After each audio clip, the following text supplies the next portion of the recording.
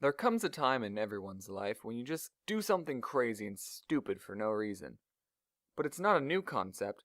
People have been doing crazy things for centuries. And if they had Twitter back then, these would definitely be some of the YOLO swag moments.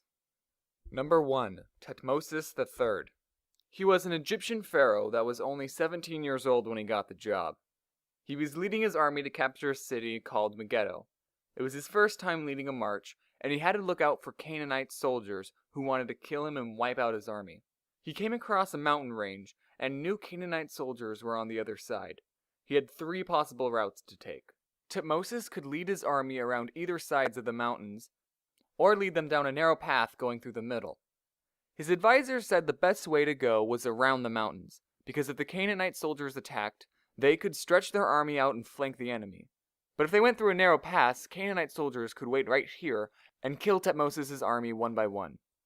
But Thutmose, being the cocky, rebellious punk that he was, looked his advisors straight in the eye and said, "YOLO, probably." And he would have tweeted about it too. Despite having no good reason to go through the mountains, he did. And the story could have ended there with 10,000 Egyptian deaths. But the Canaanites on the other side of the mountain thought no one would be stupid enough to go through the mountain pass, so they positioned their army here and here. When Thutmose got to the other side, he saw an extreme lack of Canaanite soldiers there. He marched his army back around, surprising the Canaanite soldiers and winning the battle. Number 2. Onfim. Onfim was a 7-year-old boy who lived in Novgorod, Russia in the 1200s. He went to school and did his homework scratched in soft birch bark. He probably really hated school because in this example of homework we found, we see the first 11 letters of the alphabet here, and then a picture of a warrior who's probably killing the teacher, which is labeled Onfim. In this piece we have homework on one side, and on the other side is a picture of what looks like to be a wild beast, and the writings, "I am a wild beast." And he's holding a sign that reads, "Greetings from Onfim to Danilo." Now he's writing notes to his friend? This guy was the oldest example of someone who wasn't paying attention in school. There's also a picture of his mom and his dad, Onfim and his dad, who apparently was a warrior, some battle scenes with a really long horse, and some more random doodles. I mean, the doodles I made when I was 7 were a little better.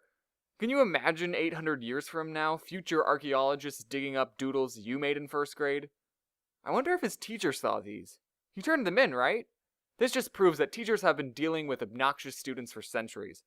I'm surprised the scientists didn't find this work on an ancient refrigerator. Number 3. Michelangelo. Michelangelo is, by definition, a swag master. He didn't give a flying buttress what people said about his art. He didn't care if you were the Pope. In fact, he hated the Pope. So when the Pope commissioned him to paint the Sistine Chapel, he straight up said, no. But he really needed the dough, so he reluctantly did it. In an act of pure swag, he left a couple of hidden Easter eggs inside. In one painting, we have God creating the sun and moon. Get it? The sun and moon? Classic. People prayed under this for hundreds of years. There's also a debate in this iconic part of God giving life to Adam. You see, some people see an outline of a human brain right here. Now, people don't know if Mikey put it in there intentionally, or what he meant by it if he did. Some people say that he meant that God is giving Adam intelligence, and others say that God was thought up by man.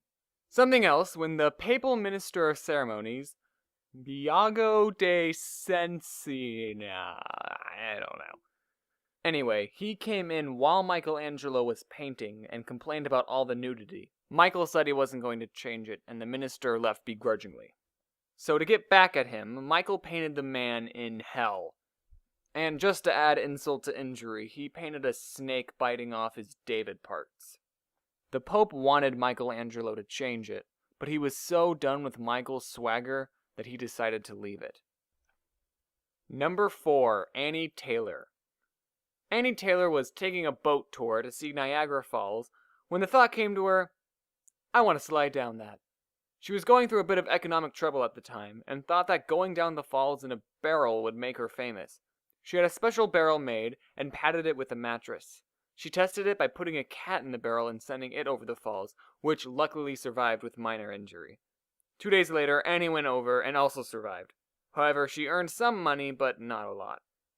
She spent the rest of her life posing for photographs with tourists, just trying to earn enough money until she died in 1921.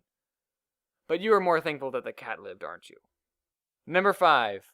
Patu. In the 1770s, a racehorse named Potatoes was resting in a stable when a stable worker asked the owner what the horse's name was. He needed to know what to write on a feeding bucket. The owner said the horse's name, but the worker misheard him, thinking he said pot, 8 O's. And thus the name Patu was born. And the worker would have been a great employee at Starbucks, seeing that he misspells people's names wrong. But the story doesn't end there. The owner thought the name was funny and was full of swag, and decided to change the name to Patu. However, they still pronounced it potatoes, but they wrote it pot 8 O's. I guess the horse must have been Irish.